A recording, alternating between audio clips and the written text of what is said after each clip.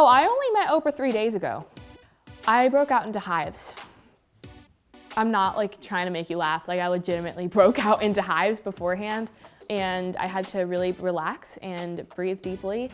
I think I'm a warm person, and when I meet people that I really, it's just like, physically I like stress out. So yeah, that's what it was like.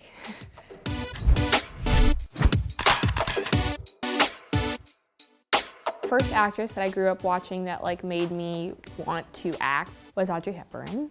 I binge watched all of her movies when I was a little kid. There was something about her presence on screen that is so like indescribable, and like her face and the way that she just like engages with other actors is so moving.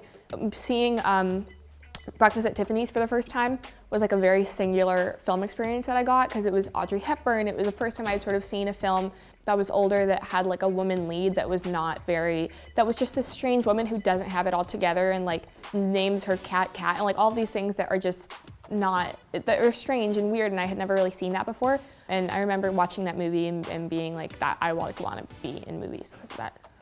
It's not necessarily the first book that ever moved me, but it's like a book in recent memory that has like shaped just my views on the world as of recently. The Argonauts by Maggie Nelson. And that like kind of really made me look at gender in new ways and look at sexuality in new ways and think of all of these constructs as just things that were man-made and created and not inherent. I never literally thought like I'm going to seek out my Instagram or my social medias as a place to educate people. It just sort of happened naturally. I feel bad if I'm not informed and if I don't know what's going on, so it's just always been a part of me, and then I think I carried that on into my social medias since they're supposed to represent a part of me. But I learned everything I know about activism. I didn't learn from adults, or I did not learn from teachers, but from teenagers on Tumblr who were like teaching me about Angela Davis and Audre Lorde and Adrienne Rich and all these people that I would have never, ever heard of, because I am in a very privileged small circle.